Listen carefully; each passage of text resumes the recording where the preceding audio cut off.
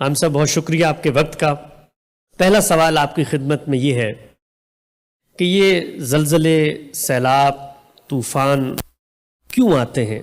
ہمارے بالعموم جب بھی آ جاتے ہیں تو جو مذہبی تصورات رکھنے والے لوگ ہیں وہ یہ کہتے ہیں کہ یہ اللہ کا عذاب ہے، ہمارے برے اعمال کا نتیجہ ہے۔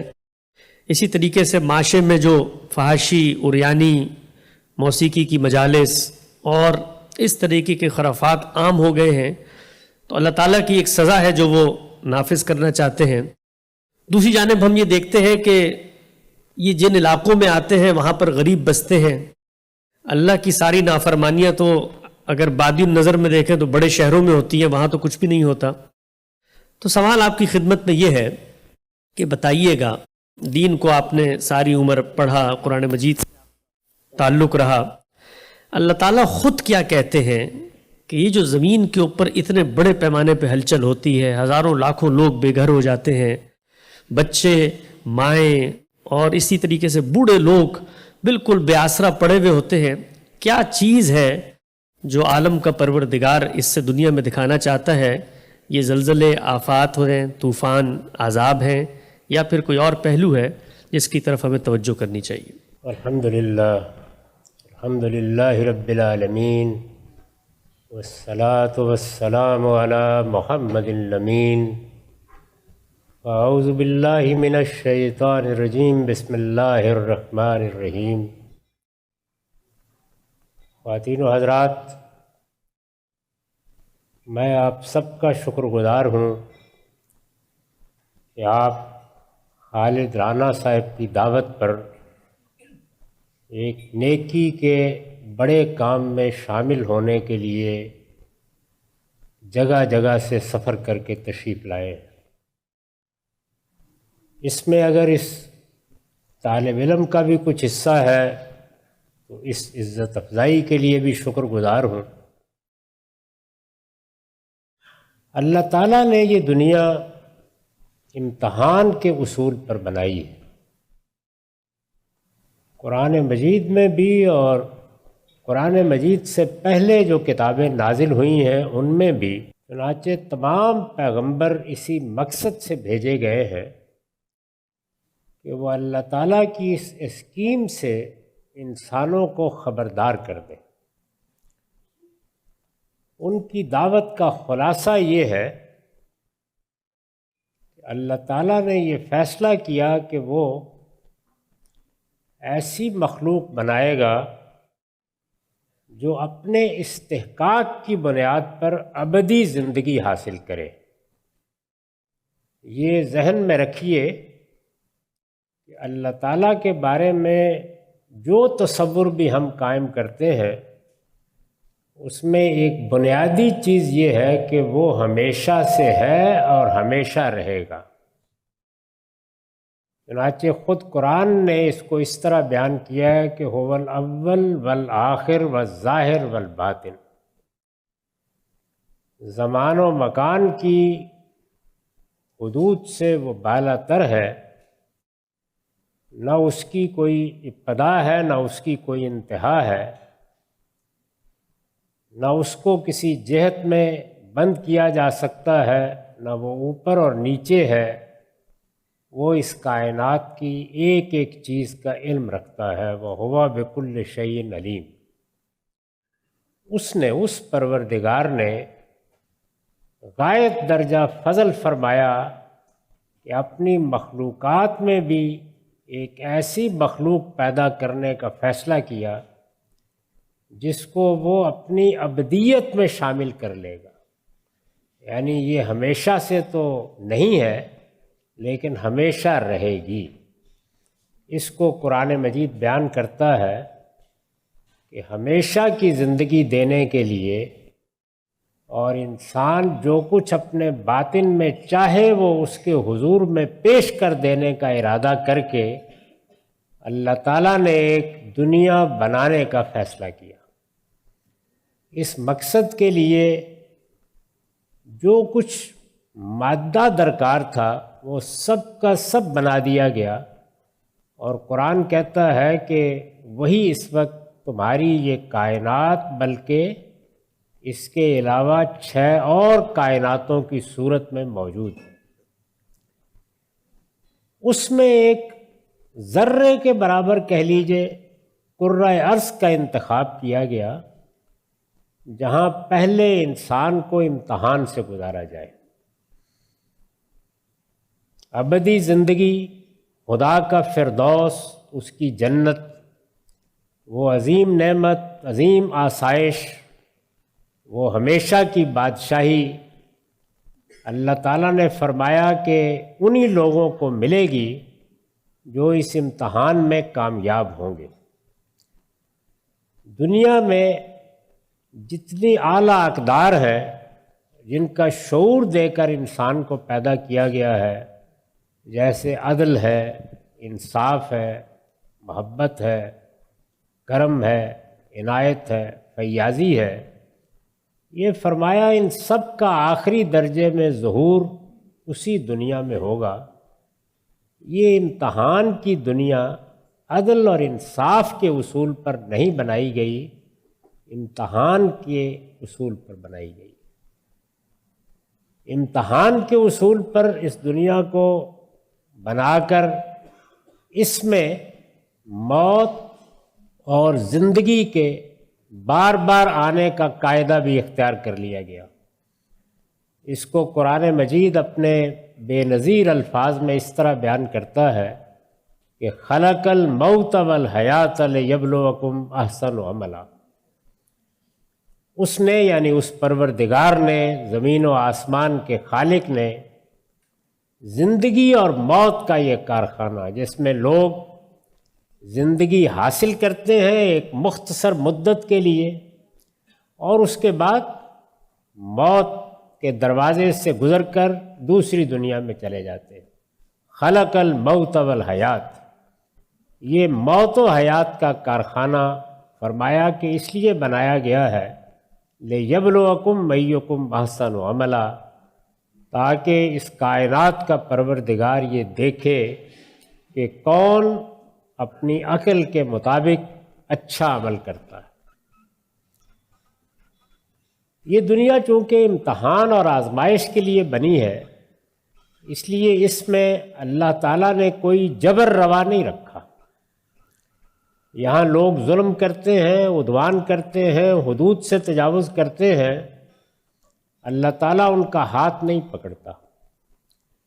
وہ اللہ تعالیٰ کے مقابل میں کھڑے ہو کر سرکشی اور تمرد اختیار کر لیتے ہیں، استکبار میں مبتلا ہو جاتے ہیں، وہ ان کی گوشمالی نہیں کرتا۔ وہ اس کے پیغمبروں کو اذیتیں دیتے بلکہ قتل تک کر ڈالتے ہیں، وہ صرف نظر کر لیتا ہے۔ اس سب کا جواب یہی دیا ہے کہ میں نے یہ دنیا امتحان کے لیے بنائی ہے، اس لیے لا اکراہ فی الدین، میں نے اپنے دین کے معاملے میں بھی، اپنی ہدایت کے معاملے میں بھی کوئی جبر اختیار نہیں کیا۔ لوگوں کو آزادی دی ہے کہ وہ اپنے شعور کے مطابق، اپنی عقل کے مطابق سوچ سمجھ کر جو راستہ اختیار کرنا چاہتے ہیں اختیار کریں۔ البتہ یہ اہتمام کر دیا ہے کہ جب میں نے انسان کو بنایا ہے تو ہدینہ السبیل، اس کو میں نے راستہ دکھا دیا ہے، یعنی یہ بتا دیا ہے، بلکہ اس کے باطن میں الہام کر دیا ہے کہ تم صحیح سمت میں جاؤ گے، اس کے لیے کیا کرنا ہے، اور انحراف اختیار کرو گے تو اس میں کیا کر گزرو گے۔ اسی طرح یہ بھی عرض کر دوں کہ بڑی وضاحت سے اللہ تعالیٰ نے اپنی اس اسکیم کی بنیاد بھی واضح کر دی ہے، یعنی یہ بھی بتا دیا ہے کہ میں نے تمہیں اپنا شعور دیا، اور یہ بھی بتا دیا ہے کہ جب میں نے تمہارے نفس کا تسویہ کیا، اسے بنایا اور سنوارا، تو وہ نفس وما سواہا فالہمہا فجورہا وتقواہا، جب میں نے تمہیں بنایا اور سنوارا تو تمہارے اندر، تمہارے نفس میں نے برائی اور بھلائی دونوں کا شعور بھی الہام کر دیا۔ اب اس کے بعد راستہ بھی واضح ہے، تمہاری فطرت میں نے اپنی ہدایت بھی الہام کر دی ہے، تمہیں خیر و شر کا شعور بھی دے دیا ہے، اور جس راستے کو تم اختیار کرنا چاہو اس کو اختیار کرنے کی آزادی بھی دی ہے۔ چنانچہ اب کیا قاعدہ ہے؟ اب یہ ہے کہ من شاء فلیؤمن من شاء فلیکفر، پوری آزادی کے ساتھ اس دنیا کی زندگی میں جس کا جی چاہتا ہے وہ حقائق کو مان کر میرا بندہ بن کر زندگی بسر کرے، اور جس کا جی چاہتا ہے وہ انکار اور استکبار اور سرکشی اور تمرد کو اختیار کر کے میرے راستے سے دور ہو جائے۔ اس مقصد کے لیے کہ انسان کو خبردار کیا جائے، پیغمبر بھیجے تو انہیں بھی بڑی سختی کے ساتھ یہ کہا کہ انما انت مذکر لست علیہم بمسیطر، میں نے کوئی جبر روا نہیں رکھا، اس لیے تمہیں بھی داروغہ بنا کر نہیں بھیجا، تمہارا کام یہ ہے کہ لوگوں کو صحیح بات کی نصیحت کر دو، اس کے بعد یہ ان کا کام ہے کہ وہ کیا فیصلہ کرتے ہیں۔ تو یہ دنیا اس اسکیم پر بنی ہے، یہ اسکیم 60 70 80 100 سال تک انسان کا امتحان کرتی ہے۔ اس امتحان میں جس طرح کہ میں نے عرض کیا، موت اور زندگی کا ایک نظم قائم کیا گیا ہے، یعنی زندگی مختلف صورتوں میں نمودار ہوتی چلی جاتی ہے، آنے والے آتے رہتے ہیں اور جانے والے جاتے رہتے ہیں، موت و حیات کا کارخانہ ہے۔ یہ موت انفرادی طور پر روز آتی ہے، اس کا کوئی وقت مقرر نہیں ہے، یہ ماں کے پیٹ میں بچے پر وارد ہو جاتی ہے، یہ پیدا ہوتے ہی آ جاتی ہے، یہ لڑکپن میں بھی آ کے گردن دبوچ لیتی ہے، یہ عالم شباب کا بھی لحاظ نہیں کرتی، یہ بڑھاپے تک مہلت بھی دے دیتی ہے، اور بعض اوقات ایسی صورت اختیار کر لیتی ہے کہ ہمارے قریب میں ہمارے اپنے محبت کرنے والے اعزاء و اقربا بھی کہتے ہیں کہ اللہ اس کی مشکل آسان کر دے۔ غرض یہ کہ ہر حالت میں آتی ہے، اور اگر دنیا میں کوئی سب سے بڑی حقیقت ہے تو یہی ہے، قرآن مجید نے اس کو بطور اصول بیان کیا ہے کہ کل نفس ذائقۃ الموت، کوئی پیر پیغمبر بڑا چھوٹا شاہ و گدا شریف و وزیر اس کی گرفت سے نہیں بچ سکتا، یہ آئے گی، ہر حال میں آئے گی، یہ آتی ہے۔ آپ کے اس شہر میں بھی کبھی اعداد و شمار اکٹھے کیجئے تو روز بہت سے لوگ رخصت ہو رہے ہیں، سینکڑوں کی تعداد میں بڑے شہروں میں لوگ روزانہ اس دنیا کو چھوڑ کر جاتے ہیں، لیکن اللہ تعالیٰ اس کو مختلف بستیوں میں، مختلف علاقوں میں، محلوں میں الگ الگ وارد کرتا ہے، تو وہ ایک خاندان کے لیے، قریبی دوستوں کے لیے، اعزاء اقربا کے لیے، ایک محلے کے لیے تو کچھ توجہ کا باعث بنتی ہے، لیکن بستیوں کے لیے نہیں بنتی، قوموں کے لیے نہیں بنتی۔ موت کے بارے میں اللہ تعالیٰ نے یہ فرمایا ہے کہ ایک طرف تو وہ اس کی اسکیم کا حصہ ہے، دوسری جانب اللہ تعالیٰ کی یاد دہانی کا بہت بڑا ذریعہ ہے۔ انسان کو جو چیز غفلت میں ڈالتی ہے وہ زندگی کی ہمہ ہمی، زندگی کا لطف، زندگی کی لذت، زندگی کی آسائش، زندگی کے مقاصد اور زندگی کی کامیابیاں ہیں۔ اچانک جب موت کا فرشتہ وارد ہوتا ہے تو یہ سب کچھ چشم زدن میں ختم ہو جاتا ہے۔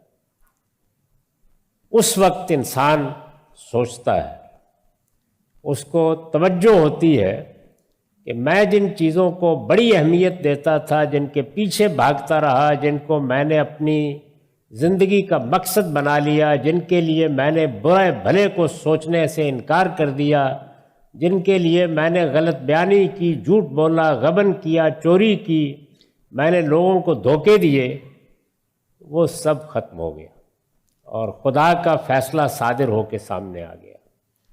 تو اللہ تعالیٰ نے یہ دنیا جس امتحان کے لیے بنائی ہے، اس میں ہزار پہلوؤں سے انسان کو بیدار کرنے، غفلت سے جگانے، متنبع کرنے کا اہتمام کیا۔ یہ تنبیہ پیغمبر کرتے ہیں، صالحین کرتے ہیں، زندگی کرتی ہے، انفس و آفاق کرتے ہیں۔ اس میں سب سے بڑا زاجر، سب سے بڑا واعظ، سب سے بڑھ کر متنبع کرنے والا اگر کوئی ہے تو وہ موت۔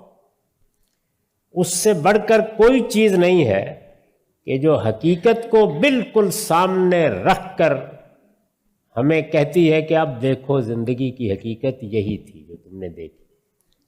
پیغمبر آتے ہیں، انسان نہیں سنتا، اعزاء اقربا بڑے لوگ بتاتے ہیں، انسان توجہ نہیں کرتا، مصلحین اس کے دروازے پر دستک دیتے ہیں، وہ منہ موڑ لیتا ہے۔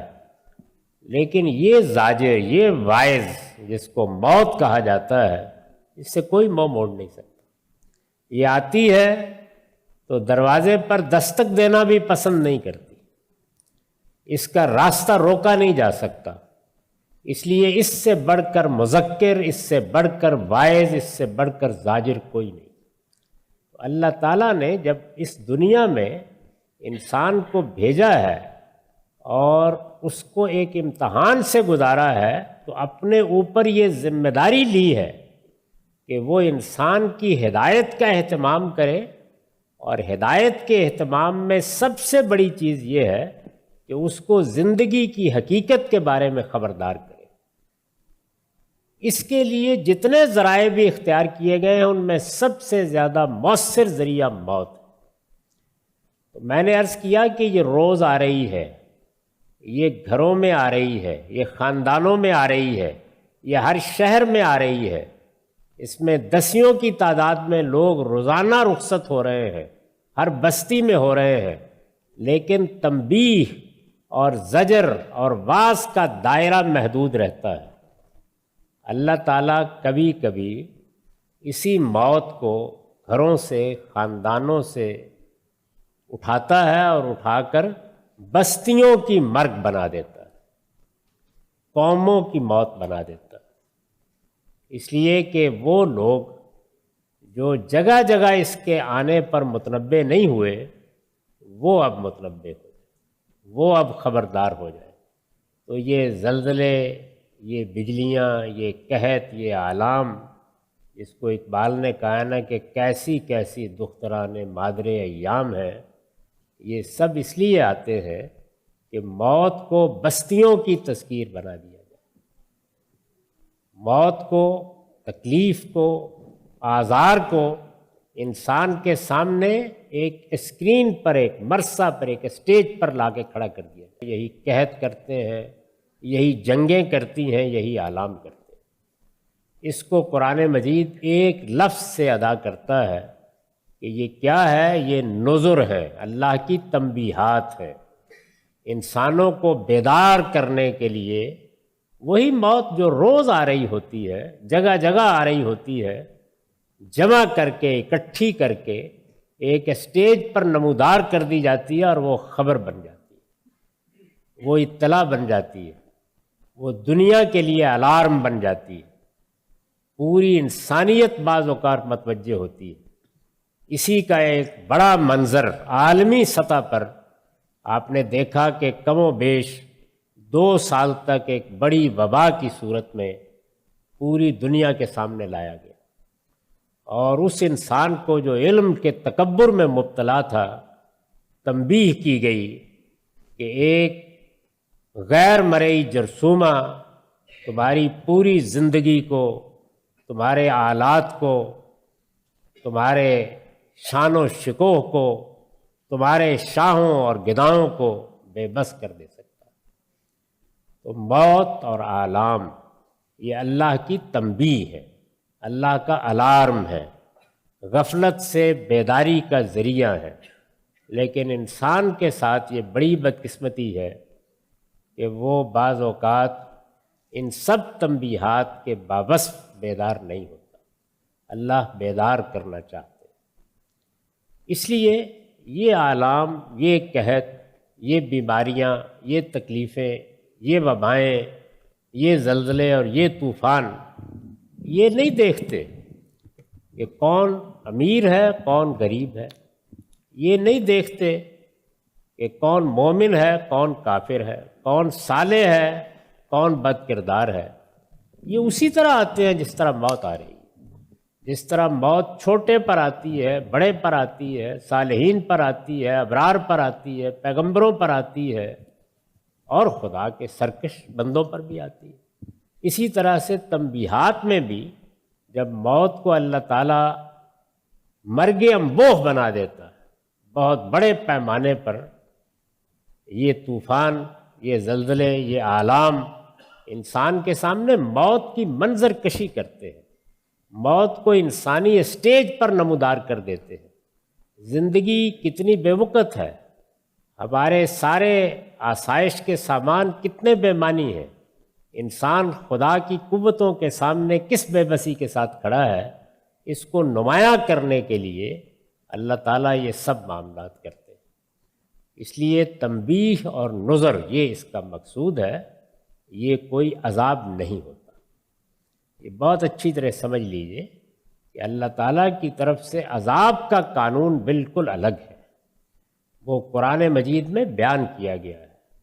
اس میں یہ بتایا گیا ہے کہ لوگوں کی غلطیوں کوتاہیوں پر اگر اللہ تعالیٰ دنیا میں عذاب دینا چاہے، آخرت میں تو سب کا حساب ہونا ہے، دنیا میں عذاب دینا چاہیں تو وہ پیغمبر بھیجا کرتے ہیں، اور جب خدا کا پیغمبر زمین پر آتا ہے اور وہ آ کر متنبع کرتا ہے تو پھر پہلے نیکوکاروں اور بدکاروں کو الگ الگ کرتے، ان کے لیے کشتی نوح بنائی جاتی ہے، اس کے بعد اللہ کا عذاب آتا ہے۔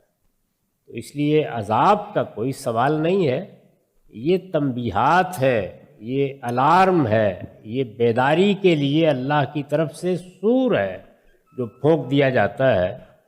اس کا صحیح سبق بھی یہی ہے کہ ہم بیدار ہونے کے لیے اس کو سنیں اور اس کے بعد اپنی ذمہ داریوں کو ادا کرنے کے لیے اٹھیں۔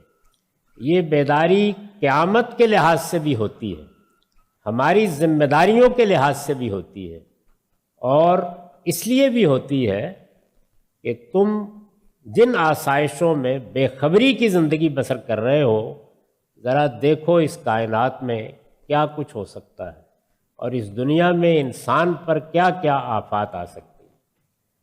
یہ تو اس کا مذہبی پہلو ہے، یعنی وہ پہلو جس کا تعلق ہماری آخرت سے ہے، جس کی طرف پیغمبر توجہ دلانے کے لیے آتے ہیں۔ لیکن اس کے ساتھ اللہ تعالیٰ نے اس دنیا کی زندگی میں بھی اپنے کچھ قوانین جاری کر رکھے ہوئے۔ ان قوانین میں اللہ تعالیٰ یہ چاہتا ہے کہ بندے اپنے آپ کو ہم آہنگ کر کے رہیں، یعنی وہ اپنی ذمہ داریوں کو پورا کریں۔ اس کے لیے جیسے اللہ تعالیٰ نے انسان کی فطرت میں مذہب کو الہام کیا ہے، اس کے لیے بھی اللہ تعالیٰ نے انسان کو عقل دی ہے۔ جب انسان اپنی عقل کو استعمال نہیں کرتا اور اپنی دنیوی ذمہ داریوں کو پورا نہیں کرتا تو اللہ تعالیٰ اس کے نتائج اس دنیا میں نکالتے ہیں۔ وہ نتائج اس طرح کی آفات کی صورت اختیار کر لیتے ہیں۔ ہم نے اگر پانیوں پر بند نہیں باندھے، ہم نے اگر راستے ہموار نہیں رکھے، ہم نے اگر شاہراہوں کو اللہ تعالیٰ کے قانون سے ہم آہنگ نہیں کیا، تو پھر یہ طوفان اور یہ زلزلے اور یہ آلام یہ ہمیں یہ سبق بھی دیتے ہیں کہ اٹھو، تم نے اپنی ذمہ داری پوری نہیں کی۔ تمہاری جو انفرادی زندگی تھی اس میں بھی ذمہ داریوں میں کوتاہی کی، اور بحیثیت جماعت اور بحیثیت قوم بھی اپنی ذمہ داریوں کو پورا نہیں کیا۔ تو دونوں پہلوؤں کو ہمیشہ سامنے رکھ کر ان آفات کو دیکھنا چاہیے۔ ایک یہ کہ یہ ہمیں توجہ دلا رہی ہیں کہ اس کائنات کا ایک خالق ہے، اور ایک دن ہم سب کو اس کی بارگاہ میں جواب دہی کے لیے پیش ہونا ہے۔ اور دوسرے یہ کہ کیا ہم نے دنیا میں جو اجتماعی ذمہ داریاں ہم پر عائد ہوتی تھیں وہ بیداری کے ساتھ ادا کی ہیں، ہم نے اپنی قوموں کو سنوارا ہے، ہم نے خدا کی دی ہوئی زمین میں اپنے لیے بہتر حالات پیدا کیے ہیں، ہمارے اوپر جو اجتماعی نظم کو قائم کرنے کے لیے اللہ تعالیٰ نے شعور کی چادر تان دی تھی، ہم اس میں چھپ کر تو نہیں رہ گئے، ہم نے فی الواقع اس سے اپنے زمین و آسمان کو دیکھا ہے۔ تو یہ دونوں پہلو ہیں جو بیداری کا تقاضا کرتے ہیں، یعنی یہ بیداری کہ دنیا میں قیامت کو سمجھ کر جیو، اور یہ بیداری کہ تم پر اس دنیا کی جو ذمہ داری ڈالی گئی ہے اس کو انفرادی طور پر بھی ادا کرو، اس کے نتائج نکلیں گے، اور اجتماعی طور پر بھی ادا کرو، اس کے بھی نتائج نکلیں گے۔ اور جو قومیں اجتماعی طور پر بیدار رہتی ہیں ان کے لیے اللہ تعالیٰ کی زمین پر آسائش اور آرام کے مواقع پیدا ہوتے ہیں، ان کے لیے ترقی کی راہیں کھلتی ہیں، وہ آلام سے بڑی حد تک نجات پاتی ہیں۔ لیکن جو قومیں ایسا نہیں کرتی وہ دنیا میں بربادی اور تباہی کے دہانے پر پہنچ جاتی ہیں، اور پھر یہی چیز ان کے لیے آخرت کی تنبیہ کا ذریعہ بن جاتی ہے۔ تو یہ سمجھ لینا چاہیے کہ عذاب کا قانون بالکل الگ ہے۔ یہ آفات، یہ آلام، یہ زلزلے، یہ طوفان ان دو مقاصد کے لیے اس دنیا کے نظام میں رکھے گئے ہیں، اور یہ دونوں مقاصد اللہ تعالیٰ کے پیش نظر ہوتے ہیں۔ ہم انسانوں کو ان دونوں پہلوؤں سے بیدار رہنا چاہیے۔ اچھا، بہت ہی تفصیل سے اور بڑی ہی وضاحت سے قرآن مجید کی روشنی میں آپ نے اس سوال کا جواب دیا۔ چند ضمنی پہلو میں مزید چاہتا ہوں ان کی بھی توضیح لوگوں کے سامنے آ جائے۔ یہ بیان کیجئے گا کہ آج سے کچھ عرصہ پہلے تک ہم سنتے تھے جی جاپان میں بہت زلزلے آتے ہیں، اور اللہ کی ظاہری بات ہے، اس طرح آپ نے فرمایا کہ اس طریقے کے جو ڈیزاسٹرز ہوتے ہیں اس میں مقصود تنبیہ ہوتی ہے، نظر ہوتی ہے، یاد دہانی ہوتی ہے، موت کی طرف توجہ دلانا ہوتا ہے۔ لیکن انہوں نے اتنی ترقی کی، کنسٹرکشن کے معیارات کو تبدیل کیا، ابھی بھی وہی زلزلے ہیں جو جاپان میں آ رہے ہیں، لیکن اس کا کچھ نتیجہ مرتب نہیں ہوتا۔ اسی طرح ہم دیکھتے تھے کتنی ہی دنیا کے ممالک ہیں جہاں پر برس ہا برس سے سیلاب آتے تھے، بارشیں ہوتی تھی تو وہ ڈوب جاتے تھے، لیکن انہوں نے اس میں تبدیلی کی، ترقی کی، سائنس نے ان کی مدد کی، اب اس طریقے سے وہاں پر یہ چیزیں نہیں آتی۔ سوال آپ کی خدمت میں یہ ہے کہ اللہ تعالیٰ کی جو تنبیہات تھیں اللہ کی طرف سے آتی تھیں، تو انسان نے جب اپنے علم کے ذریعے ان کو روکنے کا بندوبست کیا تو پھر خدا کی طرف سے جو تنبیہ کا پہلو تھا وہ تو ہمیں پھر ایک جگہ پر فوت ہوتا ہوا نظر آتا ہے کہ اللہ تعالیٰ ایک کام کر کے تنبیہ کرنا چاہتے تھے، ہم نے اپنے علم کے ذریعے اس کو ریورس کر دیا، تو پھر اب تنبیہ کیسے ہوگی؟ دونوں پہلو ساتھ ساتھ چلتے ہیں۔ اللہ تعالیٰ کے ہاں تنبیہات کے ذرائع محدود نہیں ہیں، یعنی ہمیں یہ کرنا ہے کہ ہم اپنی حفاظت کا اہتمام کریں، یہ ہماری جبلت میں رکھا گیا ہے، اپنی اجتماعی ذمہ داریوں کو پورا کریں۔ اس سے دنیا میں ہمارے لیے آسائش بھی پیدا ہوتی ہے اور راحت کے دروازے بھی کھلتے ہیں۔ اسی سے ہم بہت سے آلام کا رخ موڑنے میں کامیاب ہو جاتے ہیں، دریاؤں اور طوفانوں کا رخ موڑ دیتے ہیں۔ یہ انسان کے باطن کا ظہور ہے۔ انسان کو جس مقصد کے لیے بنایا گیا ہے اس میں یہ آپ جانتے ہیں کہ غیر معمولی خلاقی رکھی گئی ہے۔ اللہ تعالیٰ نے اپنی قدرت تخلیق کا ایک پرتو انسان پر ڈال دیا ہے، اس سے کام لے کر وہ حیرت انگیز کارنامے دکھاتا ہے۔ جب وہ یہ کام کر لیتا ہے تو اب تنبیہ کے لیے اللہ تعالیٰ اپنے ہاتھ سے 10 اور صورتیں پیدا کر دیتے ہیں۔ تو اس لیے دونوں چیزوں کو ساتھ چلنا ہے، وہ اپنا کام کریں گے اور راستے نکالتے رہیں گے، اس لیے کہ تنبیہ بھی ضروری ہے، اور انسان کا کام یہ ہے کہ وہ اس دنیا میں جو آلام، جو مصیبتیں بھی آتے ہیں ان کا مردانہ وار مقابلہ کرنے کے لیے آگے بڑھے۔ تو دونوں چیزوں کو جب ساتھ لے کے انسان چلتا ہے تو پھر یہی چیزیں انسان کے لیے نہ صرف یہ کہ دنیا میں بہت کچھ راحت کا باعث بنتی ہیں، بلکہ اگر وہ سچی تنبیہ کے ساتھ جیے تو یہی آخرت میں بھی اس کے لیے اللہ تعالیٰ کی راحت اور اللہ کے کرم کا باعث بن جاتی ہے۔ تو تنبیہات اللہ کے یہاں ختم نہیں ہوتی، وہ آپ دیکھ لیجئے کہ ابھی جو 2-2.5 سال انسانیت نے بھگتا ہے اس میں کون سی چیز ہے کہ جو مقابلہ کر سکے. یعنی بڑا وقت لگا کہیں جا کر کہ ہم اس کا راستہ روک سکیں، اور اس میں بھی 2-2.5 سال تک پوری انسانیت سرگرم رہی، تب یہ ممکن ہوا. لیکن کیا ہم نے سارے جرثومے ختم کر دیے ہیں، سارے راستے بند کر دیے ہیں؟ اللہ کے ہاں اس کی کوئی کمی نہیں، اس کو اپنا کام کرنے دیجیے، آپ اپنا کام کریں.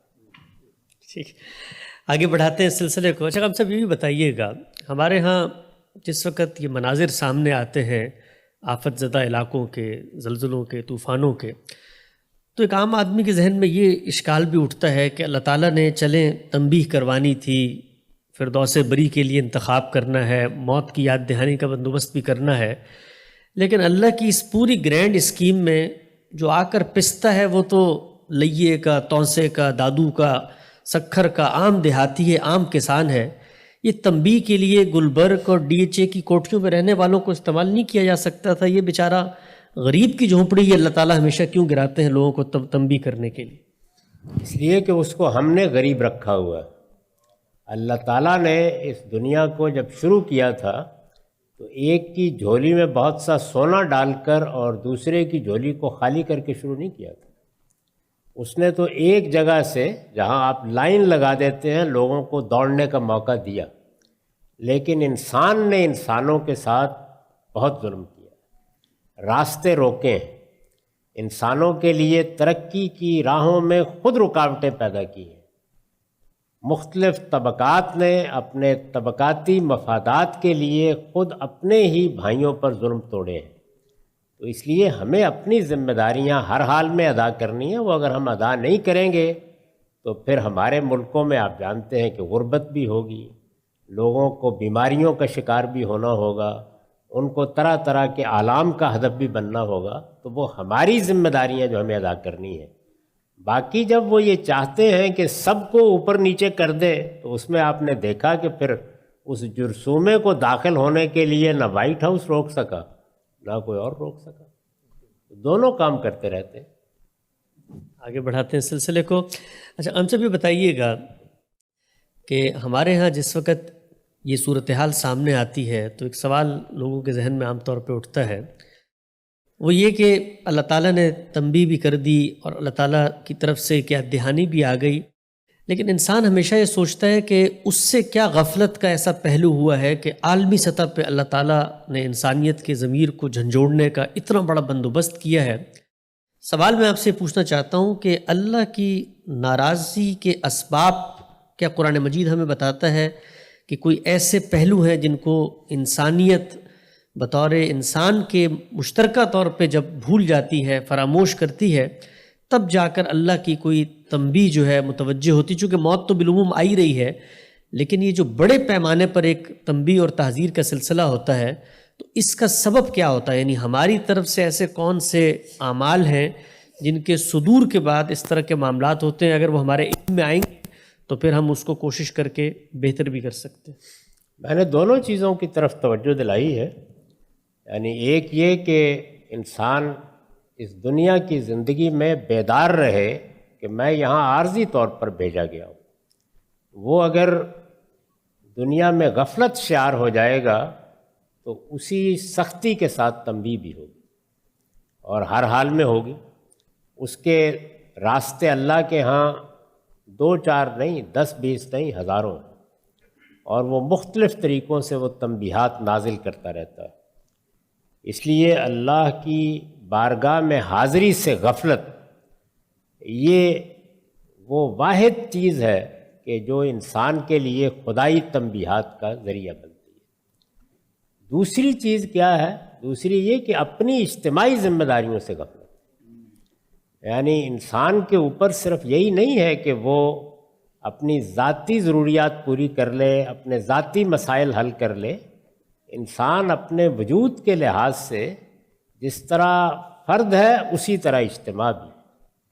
میری قوم، میرا علاقہ، میرا ملک، جس طرح میرے اوپر انفرادی ذمہ داریاں ہیں اسی طرح میری اجتماعی ذمہ داریاں بھی ہیں. میں انسانیت کے لیے کیا کر رہا ہوں، میں اپنی قوم کے لیے کیا کر رہا ہوں، میں اپنے خاندان کے لیے کیا کر رہا ہوں، میں اپنے لیے کیا کر رہا ہوں. ان تمام درجات میں ہم بیدار رہیں۔ تو جب کبھی ہم اس میں غفلت برتتے ہیں تو اس کا نتیجہ نکلتا ہے، اور وہ نتیجہ تنبیہ بھی کرتا ہے اور ہمیں یہ بتاتا بھی ہے کہ اگر تم صحیح طریقے سے خدا کے قانون کے مطابق اپنی ذمہ داریاں ادا نہیں کرو گے تو اس کا نتیجہ اس دنیا میں بھگتنا پڑے گا۔ یعنی اجتماعی معاملات میں جب ہم کوتاہی کرتے ہیں تو اس کے نتائج اس دنیا میں نکلتے ہیں، اس لیے کہ قوموں کا محشر یہی دنیا ہے، اور انفرادی طور پر جب ہم غفلت شکار ہو جاتے ہیں تو اس کا نتیجہ آخرت میں نکلے گا، جہاں ہر شخص تنہا اپنے رب کے سامنے اپنے اعمال کے لیے جواب دہ ہوگا۔ وہاں کی جواب دہی کے لیے کیا کرنا ہے؟ تو اللہ تعالیٰ یہ کہتے ہیں کہ ان اللہ یامر بالعدل والاحسان وایتاء ذی القربی وینہی عن الفحشاء والمنکر والبغی۔ آپ نے ہر جمعے کے خطبے میں یہ آیت سنی ہوگی۔ عام طور پر مسلمان خطبہ اس کا انتخاب کرتے ہیں، اس لیے کہ خدا ہم سے کیا چاہتا ہے، یہ ایک آیت اس کا جامع ترین جواب ہے۔ اس میں یہ کہا گیا ہے کہ تمہارا پروردگار تم سے یہ چاہتا ہے کہ اپنی انفرادی اور اجتماعی زندگی میں عدل کا رویہ اختیار کرو، جسٹس، دوسروں پر احسان کا رویہ اختیار کرو۔ صرف عدل نہیں، صرف انصاف نہیں، صرف برابر کی بات نہیں، اس سے آگے بڑھ کر ایثار اور احسان۔ اور یاد رکھو تمہیں اس دنیا میں خاندانوں کی صورت میں پیدا کیا گیا ہے، اس لیے اپنے مال میں اپنے اعزاء کا حق سمجھو، وایتاء ذی القربی۔ اور پھر فرمایا ہے کہ تمہارا پروردگار تمہیں بدکاری سے روکتا ہے، تمہیں حق تلفی سے روکتا ہے، اور تمہیں لوگوں کی جان، مال اور عزت کے خلاف ہر قدم اٹھانے سے روکتا ہے۔ تو یہ اللہ تعالیٰ کا وہ امتحان ہے جس کا نتیجہ آخرت میں نکلے گا۔ عدل کرو، اپنے اعزاء اقربا پر خرچ کرو، اپنے آپ کو حق تلفی سے محفوظ رکھو، لوگوں کی جان، مال، عزت کے خلاف کوئی اقدام نہ کرو، آخرت میں کامیاب ہوگے۔ اور اپنی اجتماعی ذمہ داریوں سے غفلت برتو گے تو یہی دنیا تمہارا محشر بن جائے گی۔ تبھی آپ نے واضح فرمایا۔ ہم سب آگے بڑھاتے ہیں سلسلہ گفتگو کو، چند اور مختصر سوالات ہیں، ہمارے پاس 10 منٹ ابھی باقی ہیں۔ یہ بتائیے کہ اس وقت گلوبل وارمنگ کے بارے میں بہت اویئرنیس کمپینز جاری ہیں، لوگوں کو بتایا جا رہا ہے، اور بڑے پیمانے پہ ہم دیکھ رہے ہیں کہ عالمی سطح پر جو موسمیاتی تبدیلی ہے اس سے سیلاب، اسی طرح سے یہ طوفان اور بارشیں، ان کی ناہمواریاں بھی سامنے آتی ہیں۔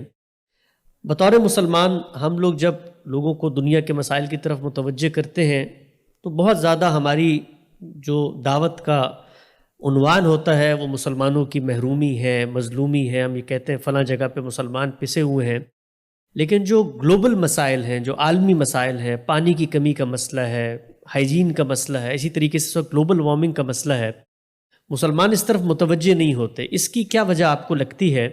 اور یہ بھی بتائیے گا کیا دینی لحاظ سے مسلمانوں کی یہ ذمہ داری ہے کہ وہ محض اپنے ذاتی ضروریات، اپنی علاقائی ضروریات سے آگے بڑھ کے گلوبلی سوچیں، اور وہ چیزیں جو پورے کے پورے عالم کو امپیکٹ کر رہی ہیں اس میں بھی بہتری لانے کے لیے اپنے جو بھی مسائل ہیں ان کو بروئے کار لے کر آئیں؟ یہ میں نے ابھی یہ عرض کیا کہ ایک میری آپ کی دینی ذمہ داریاں ہیں، وہ میں نے قرآن مجید کی اس آیت کے حوالے سے بیان کر دیا۔ ایک وہ ذمہ داریاں ہیں جو انسان کی حیثیت سے میری عقل مجھ پر عائد کرتی ہے، وہ بھی خدا ہی کی ڈالی ہوئی ذمہ داری ہے۔ یعنی اس دنیا میں مجھے کیا کرنا ہے، تو میری زندگی، آپ کی زندگی، ہر فرد کی زندگی محض فرد کی زندگی نہیں ہے، اس کے ساتھ وہ پوری انسانیت سے وابستہ ہے، چھوٹے پیمانے پر اپنی برادری، خاندان اور اپنی قوم سے وابستہ ہے۔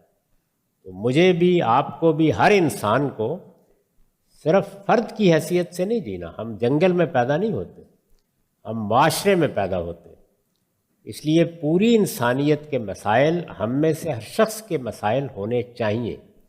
ہمارا جو بنیادی رشتہ ہے، باہمی رشتہ، وہ انسانیت کا رشتہ ہے، وہ ہر مذہب سے، ہر طبقے سے، ہر قوم سے بالا تر رشتہ ہے۔ اور اس رشتے کی بھی پیغمبروں نے تعلیم دی ہے اور یہ کہا ہے کہ کلکم من آدم و آدم من تراب، تم سب مٹی سے بنائے گئے ہو، تمہارا باپ آدم بھی مٹی سے بنایا گیا تھا اور تم سب ایک ہی آدم و حوا کی اولاد ہو۔ تو اس لحاظ سے پوری انسانیت کے مسائل میرے بھی مسئلے ہیں، آپ کے بھی مسئلے ہیں۔ ہم اپنے آپ کو فرد کی حیثیت سے اپنی ذات میں بند نہیں کر سکتے، بلکہ ہمیں اللہ تعالیٰ نے جو عقل دی ہے اور جو شعور دیا ہے وہ تقاضا کرتا ہے کہ اپنی ذات سے اوپر اٹھ کر پوری انسانیت کی فلاح اور بہبود کے لیے سوچیں۔ تو انسانیت کو جو مسائل درپیش ہیں ان میں بھی غفلت بڑی تباہی کا باعث بنتی ہے۔ یہ گلوبل وارمنگ ہے، اسی طرح قومی ریاستوں کا جب قیام انسان نے کیا اور اس کے ساتھ نقل مکانی پر پابندیاں لگائی ہیں، اس سے وہی اونچ نیچ آخری درجے میں پیدا ہوئی ہے جس نے انسانوں کی آسائش کی ہوس کو دوسروں کے لیے ذلت اور موت بنا دیا۔ تو یہ سب چیزیں ہماری توجہ کا تقاضا کرتی ہیں۔ ہم انسانی سطح پر سوچیں، اللہ تعالیٰ نے دور حاضر میں یہ غیر معمولی عنایت کی کہ مواصلات کے ذرائع پیدا کر دیے۔ چشم زدن میں آپ ایک جگہ سے دوسری جگہ جا سکتے ہیں۔ انفارمیشن ٹیکنالوجی کا ایکسپلوژن ہوا ہے موجودہ زمانے میں۔ آپ دنیا کی تاریخ پر نظر ڈالتے ہیں تو یہ کہتے ہیں کہ انسان کو کھیتی باڑی نے، دہقانی نے ایک جگہ رہنا سکھایا، بستیاں آباد کی انسان نے، تہذیبوں کی پدا کی، انڈسٹریل ریولوشن کے اثرات اور نتائج پر یہ آپ جانتے ہیں کہ دنیا کے بڑے فلسفیوں نے اپنے قلم توڑے ہیں۔ یہ جو موجودہ زمانے میں تبدیلیاں آئی ہیں یہ بتا رہی تھیں کہ خدا یہ چاہتا ہے کہ لوگ اب قوموں اور ملکوں سے بلند ہو کر عالمی سطح کا نظم قائم کریں، تاکہ ایک دوسرے کو مارنے کے لیے فوجوں پر اخراجات ختم ہوں، انسانوں کے ایک جگہ سے دوسری جگہ جانے پر پابندیوں کا خاتمہ ہو، یہ ملک لوگوں کے لیے جیل خانے بن کر نہ رہ جائیں۔ خدا کی زمین وسیع ہے، لوگ اس کو آباد کریں اور ان کے وسائل سے فائدہ اٹھائیں، لیکن انسان نے اس پیغام کو نہیں سنا، اور اس کے بجائے وہی معاملہ جو ہم قومی سطح پر کرتے ہیں کہ بعض طبقات تمام وسائل پر قابض ہو جانے کے بعد نیچے یا اوپر نہیں دیکھتے، اسی طرح عالمی سطح پر بھی قوموں نے یہ نہیں دیکھا۔ اور مجھے بڑی خوشی ہوئی کہ جب ہمارے ہاں سیلاب آیا تو اقوام متحدہ کے سیکرٹری جنرل نے ایک بڑی انصاف کی بات کہی کہ یہ قوم اس وقت جو کچھ بھگت رہی ہے اس میں اس کا کوئی قصور نہیں، یعنی یہ جرائم کچھ دوسرے لوگوں نے کیے ہیں، نتیجہ یہاں نکل رہا ہے۔ تو یہ اصل میں ہر سطح پر ایسے ہی ہوتا ہے۔ اگر ہم اپنی اجتماعی زندگی میں ایک قوم کی سطح پر، اپنے ملک کی سطح پر، اپنے خاندان کی سطح پر بیگانہ ہو جاتے ہیں تو وہاں بے انصافی جنم لیتی ہے، اور اگر عالمی سطح پر یہی رویہ اختیار کر لیں تو اس میں بھی قومی طور پر آپ دیکھتے ہیں کہ ایک جگہ آپ کے لیے راستے ہی راستے ہیں اور دوسری جگہ بند گلی میں کھڑے ہوئے ہوتے ہیں۔ تو یہ ساری چیزیں یہ تقاضا کرتی ہیں کہ انسان انسانی سطح پر سوچنا سیکھے۔ برٹن رسل اپنی پوری زندگی میں عالمی حکومت کا خواب دیکھتے ہوئے دنیا سے رخصت ہو گئے۔ یہ محض ایک خواب نہیں ہے، اللہ نے اس کے لیے تمام اسباب پیدا کر دیے ہیں، لیکن انسان اس جانب بڑھنے کے لیے تیار نہیں ہے، وہ پھر یوکرین میں جنگ چھیڑ کر بیٹھ